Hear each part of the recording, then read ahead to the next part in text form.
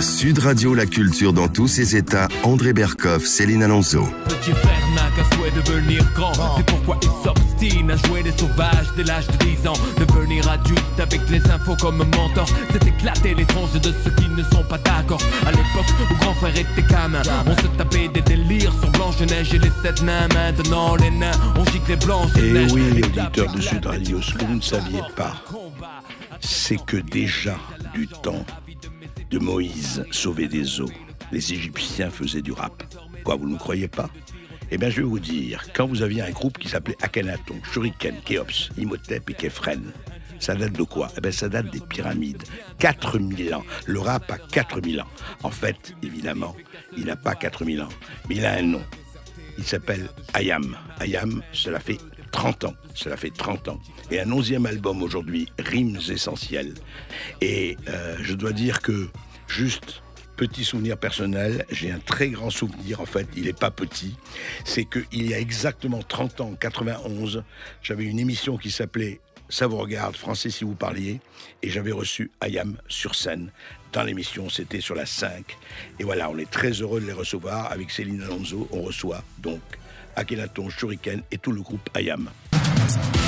Sud Radio, la culture dans tous ses états. André Berkoff, Céline Alonso. À se voir et s'apprendre, voir tout ce qu'on est. À repousser les cendres, voir tout ce qu'on est. À vouloir se comprendre, voir tout ce qu'on est. Allez viens, allez viens, allez viens, viens, viens. À se voir et s'apprendre, voir tout ce qu'on est. À repousser les cendres, voir tout ce qu'on est. À vouloir se comprendre, voir tout ce qu'on est. Allez viens, allez viens, voilà. Allez viens, viens, viens. Il faut bien voir que ceux qui disent le rap c'est ceci, le rap c'est cela, on en parlera avec eux. Le rap c'est d'abord la poésie et la poésie rythmée. Vous savez, le rythme, c'est du fond des temps. Les paroles, c'est du fond des temps. Eh bien, le rap aussi, voilà.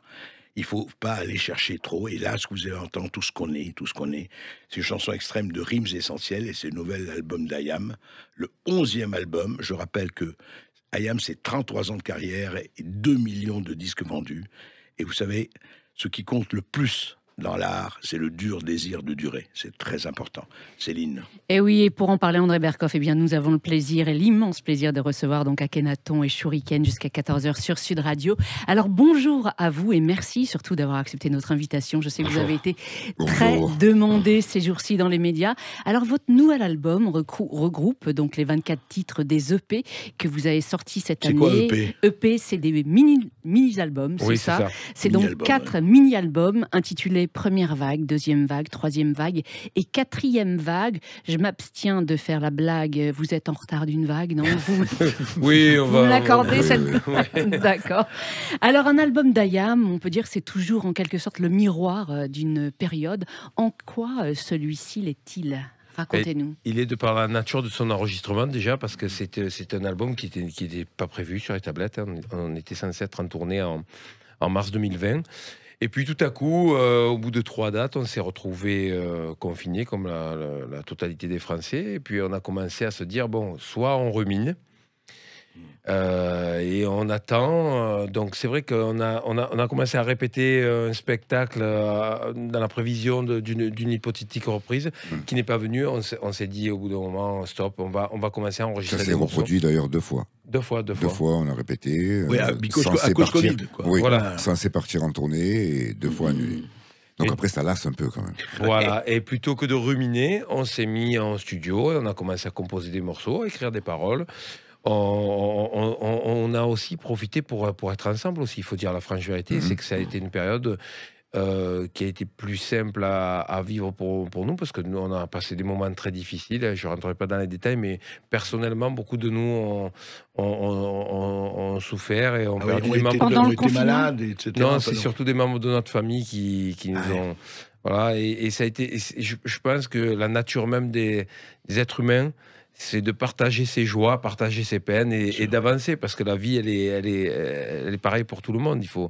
Il faut juste savoir partager ses sourires, et c'est ce qu'on a fait dans cet album. Alors on s'est amusé, on a rigolé, ça nous a permis de passer des mois d'une manière créative, on va dire. Alors, c'est le clair. mot d'ordre de cet album, c'est si la culture devient pauvre, c'est le monde entier qui s'appauvrit. Pardon, excusez-moi. La musique soigne l'âme. De quoi la musique vous a-t-elle guéri? Akhenaton et Shuriken? De plein de choses, je pense, de l'ennui, d'une certaine routine, au risque d'être un peu cliché de pas mal de conneries. Mais ouais, surtout, ça nous a sauvés parce que ça nous a amené un regard différent sur le monde, ça nous a fait voyager, ça nous a fait découvrir un tas de choses qu'on n'aurait pas faites si on était resté au coin de la rue en bas au quartier. On n'aurait pas eu cette vision plus universelle, plus planétaire, plus mondiale, et je pense qu'on n'aurait pas le même discours qu'on a maintenant et on n'aurait pas du tout vieilli de la même façon. Mais alors, pas du tout. Eh oui. Le rap a totalement changé votre vision du monde? Ah oui, et je pense que pour Joe, c'est la même chose, mais l'introspection, au bout d'un moment, dans un parcours de vie, ça change. Ça m'a fait réaliser déjà la chance que j'avais de faire ce métier-là, de pouvoir conjuguer métier et passion. Et ça, entre nous, on se le répète souvent. C'est un privilège. Et puis, des fois, dans des moments très difficiles, l'écriture, c'est vital. Par exemple, des morceaux comme Salvateur même. Voilà, Salvateur. Des morceaux comme La fin de leur monde, la fin FAIM, donc la deuxième partie, je les ai écrits dans un moment où je venais de perdre ma maman, il y a quelques minutes même, où j'ai écrit les premières rimes. Donc, il y a un côté... Il y a un côté, quand on écrit, qui permet de sortir des choses qu'on ne peut pas sortir forcément aisément comme ça. Les rimes, les mots, le stylo permet de le faire. Et c'est vrai qu'on aborde le sujet aussi dans un morceau qui s'appelle Poursuite du bonheur, où on dit qu'on a couru autour du monde pendant des années et que le bonheur était enfoui au fond de nous. Je pense que c'est le rap et l'écriture qui ont permis de le ressortir. Alors justement, sur le rap, parce que vous êtes... je voudrais savoir, pour vous, est-ce que la rime vient avant les rythmes ou le contraire? C'est une bonne question. Alors en général, c'est la musique qui donne énormément. Ah, c'est la musique, c'est le rythme. Oui, le rythme ou la mélodie, l'atmosphère, mais c'est vrai que c'est ça qui détermine le sujet, souvent, parce que l'atmosphère, les mélodies, et ensuite les flows, l'angle d'attaque, il y a plein de choses, beaucoup de choses sont définies par la musique dès le départ. Ah ouais, donc c'est pour ça que c'est difficile pour nous, on écrit rarement, sauf si on a une idée sur un texte qu'on écrit et qu'on essaiera de placer sur une rythmique plus tard. On écrit rarement avant la musique. Mais quand vous écrivez, quand vous composez un titre, vous savez dès le départ que c'est pour Ayam, pour un autre artiste ou pour une musique de film? Alors, quand on compose... Ah oui, alors pour une musique de film, en général, on a vraiment des compositions qui sont dédiées à ça et qui sont beaucoup moins basées sur des samples, beaucoup plus basées sur de la compo classique avec souvent des musiciens en live. Quand on fait un titre de rap, c'est vrai qu'on ne sait pas exactement la destination. On aime une sonorité, on aime une musique, on l'écoute, et puis après, un jour, si ça se présente et qu'on est ensemble avec le groupe et qu'on est deux à l'aimer, ça va être pour Ayam. Si c'est pas le cas, en fait, nos tiroirs sont pleins de morceaux qui ne sont jamais sortis. Oui, on est tout le temps au studio. Non, mais c'est étonnant, pardon, je reviens. Non, mais c'est important, ça. Moi, je reviens, c'est très intéressant parce que toute une tradition de la chanson française ou ailleurs, il y a les textes. Et après, on dit, il y a les textes, etc., les sujets, etc. Et après, on fait la musique. Vous dites, non.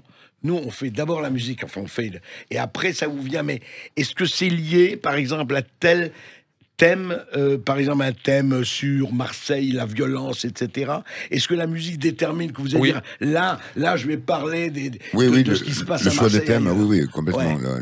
Les mélodies, la syncope, ça définit beaucoup de quoi on va parler en général. On écoute un instru, on l'écoute et on réfléchit. Et la première question qu'on se pose, c'est à quoi ça te fait penser? Alors, qu'est-ce que ça t'évoque? je vous propose... J'ai un exemple, allez-y. d'ailleurs. Sur cet album, il y a un morceau qui s'appelle Du rêve dans les veines, et que quand j'ai fait l'instru, l'emploi de certains instruments me rappelait un peu Midnight Express, et ce film m'avait marqué énormément quand j'étais gamin, et sur l'héroïne, sur tout ça. Donc, du coup, le sujet du texte est venu de la musique. On va l'écouter tout de suite sur Sud Radio, Du rêve dans les veines. Marseille.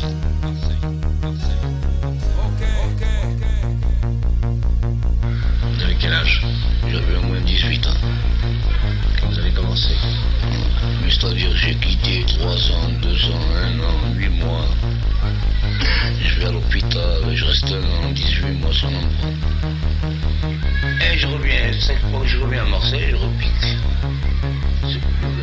Je vois un intoxiqué, il parle avec moi, il tire le parti devant moi, vient aussi les mains, il me donne une petite, allez, c'est fini. Je dis demain, je prends plus, demain, c'est fini, c'est là, c'est fini. Du rêve dans les veines, Ayam sur Sud Radio. Alors ce titre, effectivement, résonne particulièrement bien avec l'actualité récente à Marseille, la flambée donc de violence dans les quartiers nord sur fond de trafic de drogue.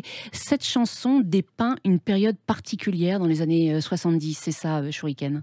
Oui, c'est une période qu'on a tous connue, où il y a eu une très forte influence de certains produits et d'une disparition soudaine et brutale l'héroïne, d'autres. Ouais, l'héroïne est arrivée alors qu'avant elle était présente, mais elle a remplacé le hashish, le shit. Et bon, nous on a toujours, enfin pour nous cette grosse vague, elle était pas innocente et elle était calculée. Et elle a eu des ravages chez les grands au-dessus de nous. Ça, comme on dit, ça a calmé tout le monde, mais ça en a tué beaucoup. Ça a tué beaucoup, et puis surtout, ça a donné un Marseille qui est sûrement dans un pic de violence le plus élevé de son histoire récente. C'est-à-dire que moi, j'ai le souvenir de Marseille beaucoup plus violent que celui de maintenant. Ah oui. Les années 1985. 70-80. Plus violent 70 qu'aujourd'hui. Ah oui. Bah, les années, on dit fin que 70, début on 80. dit que les années 1985, l'année du moins 1985, c'est là où il y a eu le plus de morts par arme à feu à Marseille. Oui. C'était des années extrêmement violentes. Alors après, il n'y avait pas l'info en boucle, et du coup, c'était de l'info locale en fait. Et par contre, nous, en tant que teenager et en tant qu'adolescent, moi j'en ai le souvenir. J'ai le souvenir d'une ville extrêmement violente, beaucoup plus que maintenant. Ah oui. C'est intéressant parce qu'on a l'impression du contraire, mais parce que, comme vous dites, c'est les médias en boucle, c'est du matin au soir et du soir au matin, on entend ça. Ouais, je pense que c'est notre société. C'est vrai que Marseille fait l'actualité. Marseille est vendeur. Hein. C'est un glissement général de notre société. On a vécu aux États-Unis, on a passé du temps. En fait, ce qui leur arrive nous arrive chez nous avec quelques années de. Comme beaucoup de choses. Alors, les violences, effectivement, policières, vous en parlez souvent. C'est un thème que vous abordez, effectivement, depuis plus de 30 ans.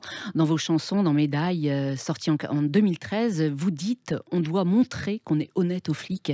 3 fois par jour, le racisme, les discriminations, quand vous étiez jeune, vous en avez aussi souffert, Shuriken, Akhenaton? Oui, bien sûr. Moi, j'ai cherché un appartement, comme tout le monde à Marseille. J'ai eu des excuses à la con, comme tout le monde à Marseille. J'ai cherché un boulot aussi, comme tout le monde. Et j'ai eu des excuses à la con. On en a cité quelques-uns dans le train, ce qui nous arrive dans le train. Oui, bien sûr, avant, c'était beaucoup plus... et même de la part de gens de la police, ouvertement, sans aucun complexe. Ah oui. Moi, moins directement que lui, il faut dire la vérité. Ma famille est immigrée d'Europe, donc d'Italie, donc c'est plus, ça passe mieux de nos jours. Par contre, mes grands-parents m'ont raconté leur arrivée. Elle était très complexe pour eux. Et compagnie. Voilà. Mais moi, directement, je peux pas dire que j'ai souffert du racisme. C'est pas vrai. Dans ma génération, le racisme anti-italien, enfin, j'avais l'impression que ça n'existait plus, quoi. Non, c'était pas la même chose. Mais... Alors, je vous propose d'écouter un autre titre de Rimes Essentielles. Poisson d'avril. 20-22 ça, schlingue les bottes noires. Pierre contre le chat. On n'est pas des codes barres. Regarde nos codes, mec. On n'est que des hommes tels qu'on guérit pas l'insomnie par un voile de cauchemar. J'pars au bal à Vienne, voir les RN, Airbnb. Costard flaneur. Oh ouais, je le sens autour, c'est la haine même. Quand j'entre sur la piste, en Y sur ma LN. Le monde ne rêve pas de paix. Il veut du pipeline. 20-22, ça schlingue les bottes noires, dites-vous dans cette chanson. La restriction actuelle de nos libertés présage du pire, selon vous? Pour moi, si on continue à aller dans cette voie... Y compris la sanitaire, je parle. Oui, y compris. Mais elle est au centre des choses. Pour moi, il faut être très vigilant parce que c'est un renoncement quasiment consenti. C'est-à-dire qu'on agite l'épouvantail de la peur et les gens eux-mêmes renoncent à leur propre liberté. Moi, c'est ça qui me fait peur. C'est que c'est pas... À un moment donné, ce n'est pas complètement imposé. On dit, si vous ne vous faites pas ça, vous allez mourir. Et je trouve que aujourd'hui, dans le monde moderne, c'est le plus moche de tous les chantages. Mais vous savez que ce que vous dites, vous devrez faire un rap avec Étienne La Boétie. le traité de la servitude volontaire écrit en 1571 et qui a tout dit, enfin déjà. Oui, c'est vrai. Et c'est vrai, quand vous dites intérioriser la peur, mais c'est intéressant parce que, par exemple, quand vous avez fait quelque chose, Céline m'en parlait, que vous avez fait quelque chose, je dis, et ça nous a beaucoup touché, que à chaque concert en France, vous avez fait rembourser les tests antigéniques des non-vaccinés. Oui, et franchement, vous avez été les seuls à le faire. C'est très courageux de votre part de l'avoir fait. Moi, je dis bravo. C'est bien.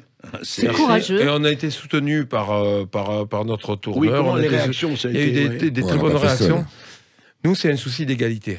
Si on commence, nous aussi, alors c'est bizarre parce qu'on n'avait pas réagi dessus, on se réunit un peu avant le début de la tournée, on s'est dit, mais là, ça c'est un point qui va à l'encontre de ce qu'on dit dans nos textes. Est-ce qu'on peut mettre en place ce système-là pour qu'il y ait l'égalité ? On n'était pas au début. Et après, il y a eu des décisions prises et on s'est retrouvé en porte-à-faux. Voilà. Et on s'est dit, regardez, ils essaient de nous coincer, c'est ça, de boucher toutes les options. Et oui, au nom de l'égalité, quitte à perdre de l'argent, effectivement. Droit debout dans vos convictions. Ben oui. Ouais, je pense qu'on s'est positionné dès le départ. Donc après, il faut les porter jusqu'au bout, peu importe, même sous la pression financière. Je pense que c'est justement là qu'il faut pas lâcher, quoi. Et oui, parce que vous avez dû rembourser aussi des spectateurs à cause de la restriction des jauges dans certaines villes. Est-ce que vous avez perçu une aide de l'État, ou du moins le soutien du ministère de la Culture à Akhenaton ? La musique privée, peu ou pas. C'est-à-dire que je crois qu'en un mois, on a perçu un truc, un seul mois, mais c'est général pour la culture privée. C'est symbolique. Ouais. À la limite, moi, le système d'aide généralisé, il m'effraie aussi. Il m'effraie un peu comme... Parce que l'addition, elle va arriver. À un moment donné, c'est pas de l'argent qui vient de nulle part. C'est pas gratuit. Hein. C'est jamais gratuit. C'est pas gratuit. Vous savez, c'était Patti Smith, la chanteuse. Oui, j'adore. Elle fait des conférences d'ailleurs. Et elle a dit, moi je comprends pas que vous ayez un ministère de la Culture. Qu'est-ce que c'est, le ministère de la Culture ? C'est énorme. Mais c'est juste, d'ailleurs, elle fait toujours des conférences devant les étudiants. Elle est très intéressante, Patti Smith, dans ses interventions. Mais ça réagit mal. Comment ça réagit quand vous avez annoncé ça en disant, écoutez, ceux qui veulent venir, voilà, viens, il n'y a pas de problème, nous on les... on a eu des très bonnes réactions, on a eu beaucoup de merci. C'était positif, oui. Et même de la part de gens qui sont... Et c'est ça qui est rassurant pour notre futur à tous.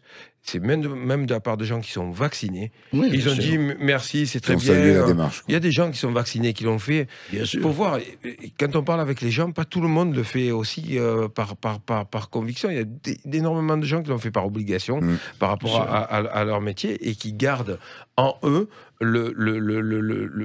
on va dire heureusement le comportement de dire voilà, on doit être libre, on doit pouvoir choisir. La lucidité, l'esprit critique. La lucidité de l'esprit critique. Pour vous, le pass sanitaire est ça, on le perd avec la peur. Et... Avec la peur, ça disparaît, ça. Exactement. Pour vous, le pass sanitaire, c'est davantage... ça a été décidé, le management, par la peur. C'est ça. Oui, non, je disais, Céline. Pour vous, le pass sanitaire, c'est davantage une mesure politique que scientifique. Ouais.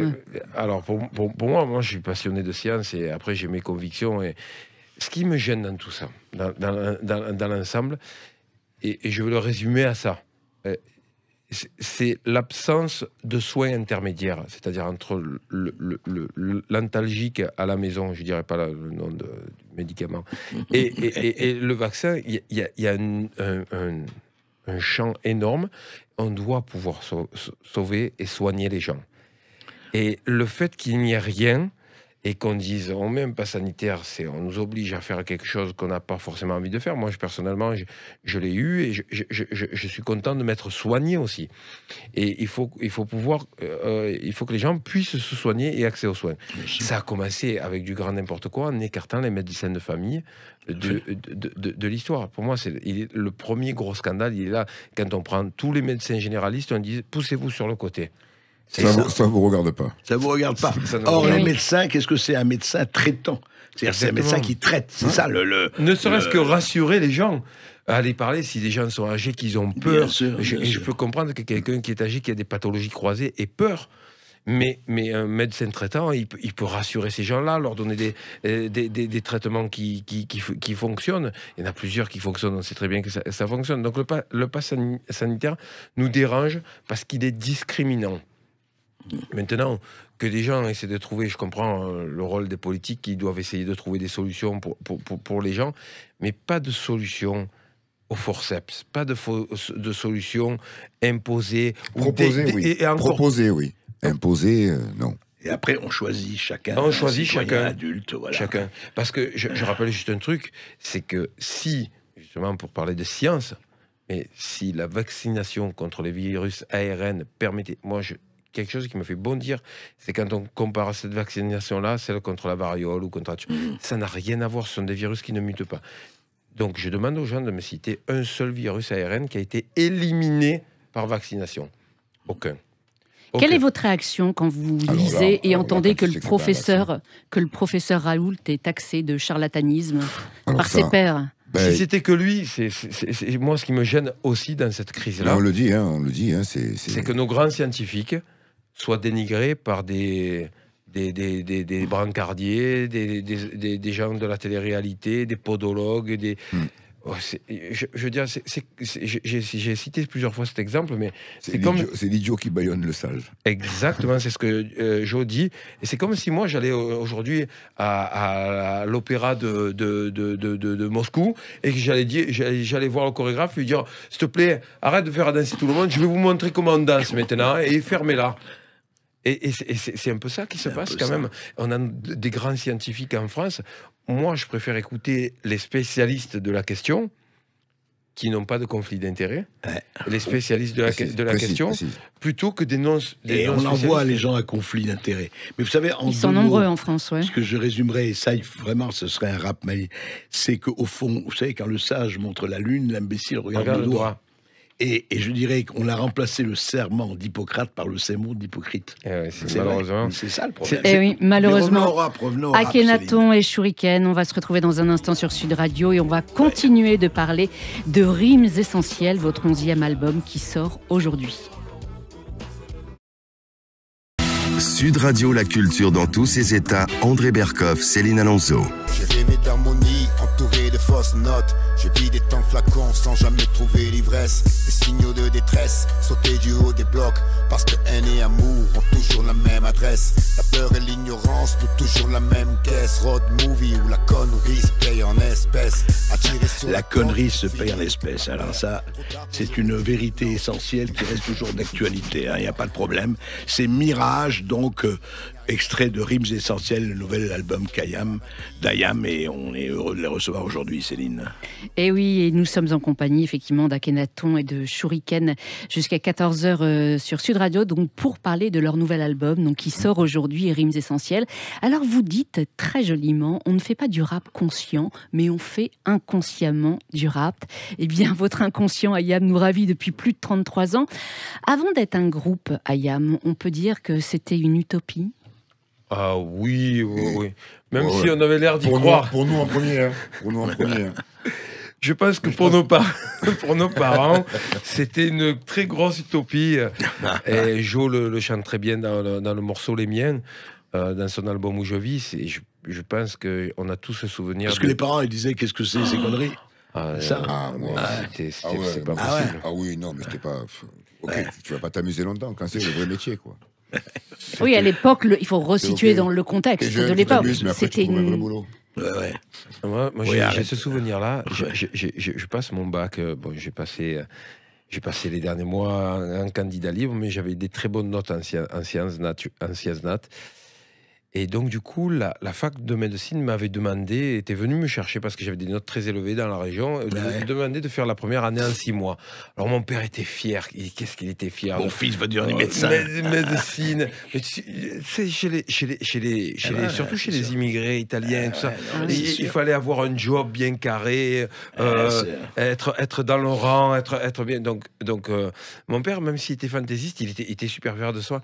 J'ai toujours le visage où j'ai dit, le jour où j'ai dit je vais arrêter la fac, je vais faire du rap. Vous aviez quoi, 17 ans à l'époque à peu près, ouais, c'était 87. Horreur. 19 ans. Mais à l'époque, alors, quelles étaient les bases que vous êtes posées au départ d'Ayam ? Je pense que c'était les bases, c'était surtout s'amuser, faire de la musique et se faire entendre. On avait envie de se faire entendre. D'ailleurs, le nom du groupe, il explique bien les choses. J'existe, je suis. Ayam, je suis. Voilà, je suis, on a choisi ce nom-là. Non, vous auriez pu choisir Je pense donc je suis. Enfin, Oui, aussi. Mais c'était un peu plus long, ça sonnait moins à l'époque. Mais Ouais, déjà, sauf que maintenant, j'ai changé ça, j'ai écrit un morceau récemment qui s'appelle Je pense donc je fuis. Ou je pense donc j'y suis. Non, juste un mot. Vous pensez, c'était déjà le rap? C'était tout de suite le rap? C'était le rap, Oui, le tout de rap, suite. la culture hip-hop. Ouais, d'accord. Ouais, très tôt. Oui. Et dès le départ, vous aviez ce côté engagé. La culture hip-hop, La parce qu'on culture s'intéressait hip-hop. vraiment à tout, la danse, le graphe, même sans pratiquer le graphe, on s'intéressait aux 4 disciplines majeures de l'époque. Le côté engagé, il venait surtout parce que le rap de cette époque aussi, Il Il Bien était sûr. très vorace à Bien sûr. l'époque. avec Public Enemy, Ouais. Très revendicatif. avec les groupes comme ça. vrai. Très engagé, Et puis, très revendicatif. moi en état... Eminem. Mais, c'est un peu plus C'est tard, un peu plus tard, Eminem. Eminem. C'est un Ah peu ouais. plus tard, mais vraiment les groupes comme Public Enemy, Public X-Clan, Enemy, tout ouais. ça, c'était vraiment très engagé. Après aussi l'héritage familial. Moi, ma mère était syndicaliste. C'était une militante c'était- communiste, votre ouais, maman, c'est ça? ouais. Ouais. Et voilà, donc avec tout ce qui va avec. Nous avec mon frère, on l'a charrié sur ça. Même si on a on va dire une grosse partie de l'ADN de gauche en commun, il y a certains trucs sur lesquels on a accroché moyen. Ouais. Et puis cette culture de ce pays capitaliste que sont les États-Unis. Donc il y avait, mais ma mère j'avais peu d'âge d'écart avec mes parents. Et du coup, on pouvait avoir des discussions sur Ah ouais, ces là-dessus, choses- ouais. ces choses-là. Aujourd'hui, avec le recul, comment vous expliquez votre longévité, 33 ans? Qu'est-ce qui fait que vous avez réussi à garder le cap? Ah, tu l'expliques bien dans un morceau. Ouais, à rester entre nous, je pense que c'est parce que on s'entend, en fait, on est des amis de longue date, on est des potes d'adolescence. Comme il y en a plein, je pense, partout en France. Et nous, on a eu la chance de grandir ensemble à travers la musique, par et pour la musique. Et c'est vrai que 37 ans, c'est plus de la moitié de nos vies. On a passé plus de la moitié de nos vies ensemble. Si on devait faire la comparaison avec nos familles, on a plus passé de temps ensemble presque qu'avec nos propres familles. Et puis je pense qu'on continue. Alors après, artistiquement, je pense que c'est sans se poser de questions parce qu'on continue à avoir une même vision de la musique. On tombe souvent d'accord sur les thèmes, on tombe souvent d'accord. On a tous une même vision de comment faire notre musique, où on veut l'amener encore et comment on veut la diffuser. Et tout ça, c'est des choses qui se posent pas. Puis après, voilà, on est des amis, on a de forts C'est liens, ça. on a des liens familiaux, vraiment familiaux. Très important. Et puis voilà, c'est Comme avec les des choses frères. après qui s'expliquent pas, comme je dis dans le Comme avec morceau. les frères, tu te disputes un peu pour un Ouais, jean, ouais. mais bon, ça reste. Non, mais- ça reste En fait, Ayam, Mais c'est comme je je veux dis dire- à la fin de. Oui, voilà. Ouais, Qu'est-ce c'est que vous histoire dites à la d'amour. fin? Dites. c'est une histoire d'amour, de poteau, de- de Eh poteau oui. et d'amour. Et je pense- La notion de collectif est essentielle pour vous, c'est Oui, ça? de famille. Ouais. mais De sauf que famille. dans le collectif, en fait, c'est ça que je voulais dire. On vient de passer 2 mois sur la route ensemble. Ce qu'il y a de bien dans ce groupe, c'est que chacun des membres, pourtant, vous savez, les vieux, entre guillemets, au-delà de 50 ans, on râle, ça râle, tu vois. Donc, normalement, Ça marronne. ça devrait râler tout le long. Et en fait, on est avec des gens et des amis et des frères, on va dire des frères, même une sœur, mais on sait s'effacer. Et en fait, c'est là où tu vois qu'il y a l'amour, c'est que chacun, à un moment donné, sait s'effacer pour laisser l'espace à l'autre. Et je trouve que je pense qu'un des secrets de la longévité, c'est cette humilité dans le rapport qu'on a avec les uns les autres. Ouais. C'est aussi la discipline que vous vous imposez au quotidien. Il y a un côté martial. Ouais. Il y a un côté martial dans le sport, dans la pratique Mais de ça la a musique. toujours été, hein, ça a toujours été de pair avec Très discipliné, très tôt, ça a été de ouais. pair avec la musique. Et quoi. beaucoup de boulot. Ouais. Enfin, le goût du travail, quand je dis Et par exemple, de la perfection. enfin, Vous travaillez tous les jours? tout le temps en studio. Ouais. Tout le temps, même quand il n'y a pas de projet qui doit sortir. Ah oui, vous êtes en studio, vous y allez. On fait des choses, des instrus. Alors à côté, on peut avoir ce côté un peu, on n'arrête pas de parler fort, on fait que rigoler, on fait que dire des conneries, on fait. Mais après, c'est vrai que. Ah oui, c'est vrai. Mais c'est vrai qu'après, quand Il le on rentre faut, au il le boulot, faut. comme on dit, nous on se prend pas au sérieux, mais par contre, ce qu'on fait, on le prend très au sérieux. À Kenaton, il vous est arrivé de jeter à la poubelle des morceaux? Bah, ça arrive Oh, encore. plein, Même là, ouais, sur tout Rime plein. Essentiel, il y a des morceaux qui sont pas sortis. Je peux pas garantir qu'ils sortiront un jour parce qu'au bout d'un moment, un morceau est vieilli et Dans le rap, c'est très dans le rapide. rap, c'est dur. Hein. Le Ouais. rap, ça va vite et le morceau finit Ils vieillissent très vite. très vite. à la Alors, il y a un poubelle. morceau ce que vous aviez un jour mis à la poubelle et qui a eu une belle carrière après. Écoutons-le. Chaque jour je remercie le ciel, Voilà. toujours conscient de mon privilège d'aller sur un chemin qui me tient loin de tout piège. Joie de balade, l'incertitude, 12 compagnes. J'ai fui ces grises contrées dans l'ennui et le bagne. Et le bourreau à maintes reprises que je veux la même chose que les autres. J'ai pas en avoir honte, j'aspire au calme dans mon cœur, dans ma tête et mon compte. Sachant que dans mes jardins inscrits comme tous, j'ai des roses et des ronces. Point serré, je fais mes choix, c'est seul que je rentre les comptes. Où la vie, pourquoi il avait été jeté? Où la vie? On l'avait écarté de revoir un printemps et en voyant le DVD du making-of de l'album, on réécoute la mélodie, on dit mais pourquoi on n'a pas écrit, pourquoi on n'a pas gardé celui-là?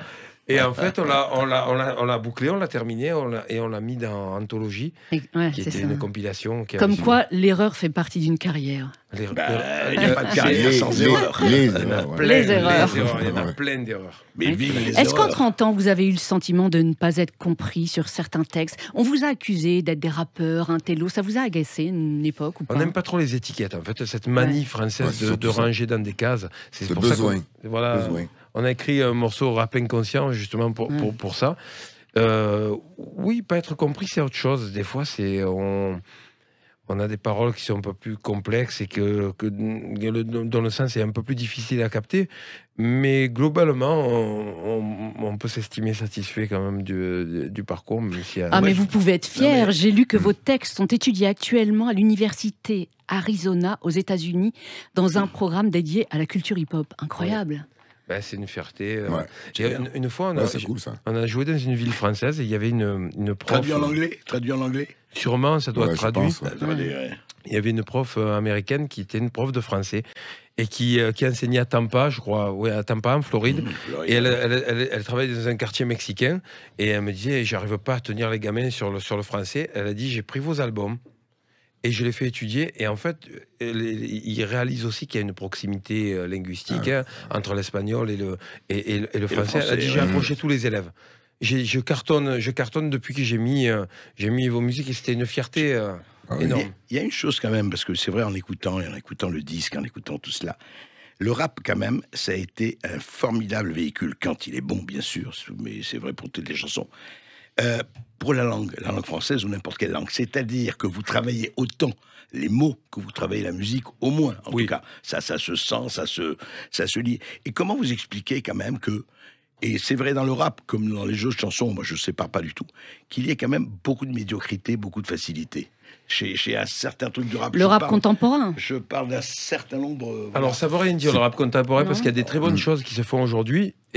Sauf que avec Internet, la multiplication mais je disais, des groupes, le rap contemporain est beaucoup moins riche qu'avant, à mon sens. Il y en a qui font des choses, mais sauf que aujourd'hui, comme avant, tu étais On va obligé dire le d'aller mainstream chez les disquaires. Je pense qu'on va dire plus le même. Je pense que vous parlez plus de quelque chose Du d'un peu mainstream. plus mainstream aujourd'hui. Ouais. Voilà, Oui, exactement. Ouais. Moi, si vous voulez, ce qui me frappe, enfin, je n'écoute pas tout, mais je suis très frappé, par exemple, dans le rap, ce qu'on appelle le gangsta et tout ça, rien contre le gangsta et compagnie, et puis, c'est qu'on fait de la violence pour la violence, et puis, etc., mais vous écoutez les paroles, rien, quoi. Enfin, c'est pas parce que tu dis, je vais te faire ça et ça et ça. Le storytelling est beaucoup moins présent. En fait, le storytelling est moins présent. C'est une discipline qui date plus de notre époque, ça. Ouais, le C'est ça, storytelling. ouais. Mais le gangsta rap a pu faire des morceaux excellents en storytelling quand ils arrivaient à décrire la vie. Je pense qu'une société, elle infuse toujours dans un genre musical et que le rap est le résultat d'une société, le produit d'une société. Le problème, c'est que quand ça se croise avec le mercantilisme et qu'on cherche des arguments de vente et que effectivement la violence, tout ça, ça fait vendre. Vous aurez un produit qui sera dès la création, le processus sera c'est pas créé le même. pour ça. Dès la création, le processus c'est pas le même. Non. Ouais. Mais le storytelling, c'est dur à écrire.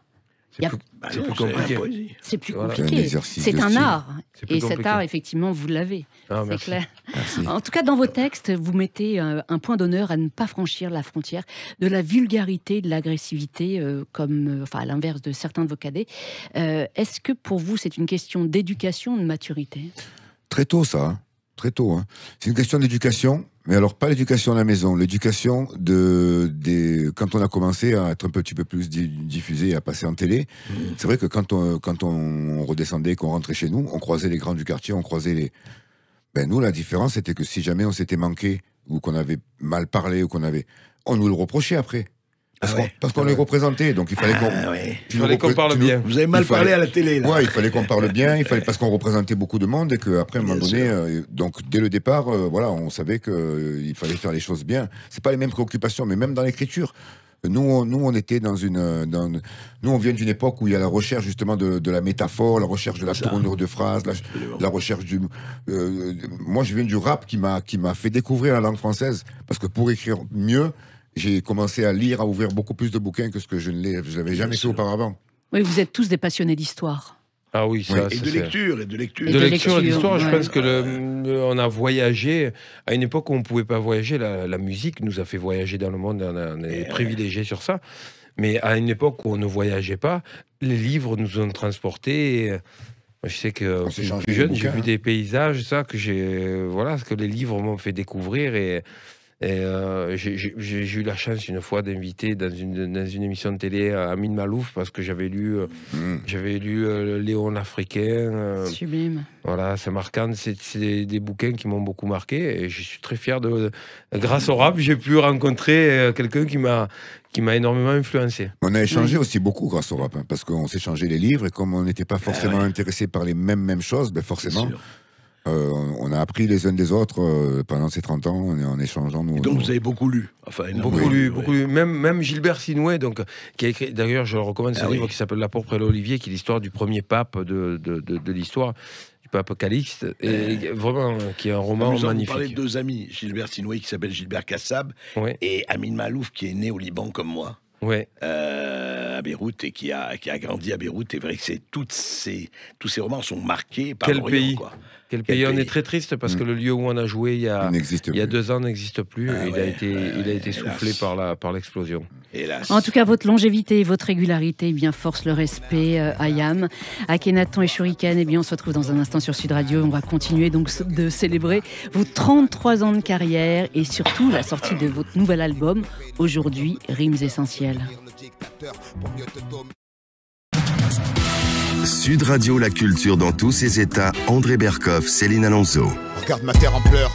Mais les choses ici prennent une telle ampleur. Les fils partent avant les pères, y a trop de mères en sueur. Quand les fusils de la bêtise chantent le même air en cœur. Le mangeur d'âme à chaque repas s'abreuve de nos rancœurs. Je l'entends toutes les nuits, l'as des fantômes qui la hantent. L'as de leurs complaintes tellement que des fois elle en tremble. Par le sang de la haine constamment ensemencée. Ou pas qu'à danser quand ce dernier chasse la fin de leur monde, en 2006, Ayam avait écrit cette chanson.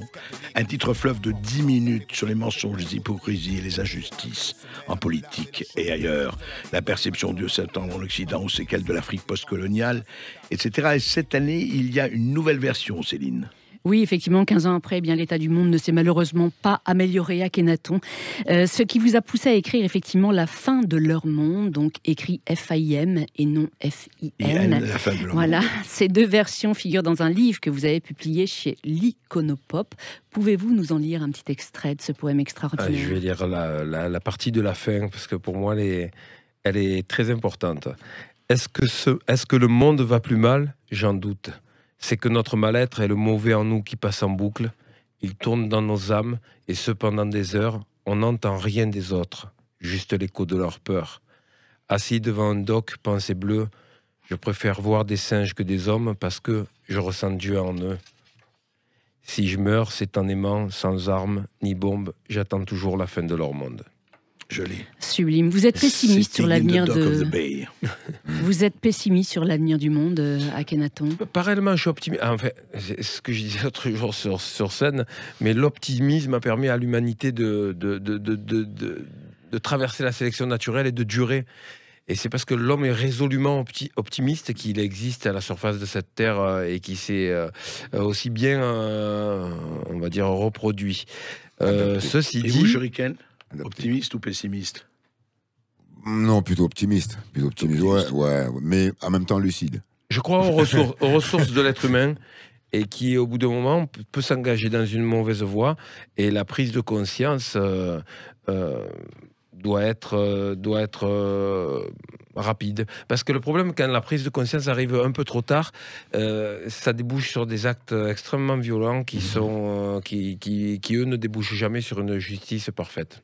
Eh oui. Alors je vous propose d'écouter un extrait de votre nouvel album Rimes Essentielles. Je veux pas que nos gosses bossent dans la fosse, du four et dans la Ford. Faut que la sacoche grosse et les pipes fourbes dans le Forbes. Bosser pour être plein, je crois que j'en suis plus certain. J'ai pas la Rolex à 50 et sur mon front on a au Carmin. Dans le visseur liberté, en pénalité, commandité par les démons de la réalité.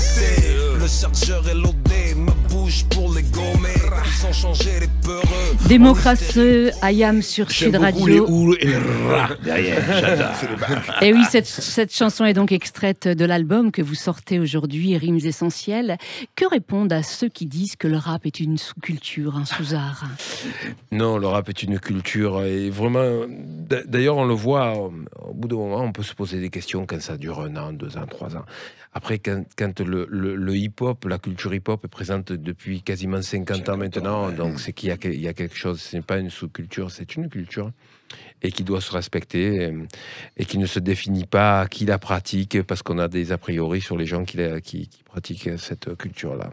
Eh oui, certaines effectivement disent le rap engendre de la violence, de la haine. Oui, enfin, d'autres, ce n'est pas la musique, c'est des cris d'animaux. C'est révoltant encore, pour vous, j'imagine. Oui. Encore aujourd'hui, ouais, c'est un peu déplorable. Vous savez, c'était un critique gastronomique qui disait « Passer pour un idiot aux yeux d'un imbécile est une volupté de fin gourmet ». Oui. Donc, c'est vrai pour ça aussi. Il y a un poème arabe, justement, que j'avais repris dans les paroles, qui dit car l'époque se montre sotte et nos contemporains stupides. Afin de ne pas déparer cet ensemble, j'ai pris pour monture la sottise. Ah, c'est joli. Ah, c'est joli. Akhenaton, dans une chanson sortie en 1997, vous disiez « Je ne pense pas demain, car demain, c'est loin ». 24 ans après, est-ce toujours le cas ? Je pense qu'on est toujours dans une vie où on ne se projette pas très loin. On est dans l'immédiat, dans l'instantané. Ça, c'est nous, ça. On nous demande alors qu'est-ce que vous ferez 1 an, 2 ans, 3 ans, on ne sait pas. L'immédiat, c'est ce qu'on a sur nos tablettes, la prochaine chose qu'on doit faire, et on essaie d'être bon au quotidien. Et demain, c'est toujours loin. C'est loin. En tout cas, une chose est sûre, c'est que nous demain, eh bien, on aura hâte d'écouter votre 12e album. Sinon, votre EP 5e vague.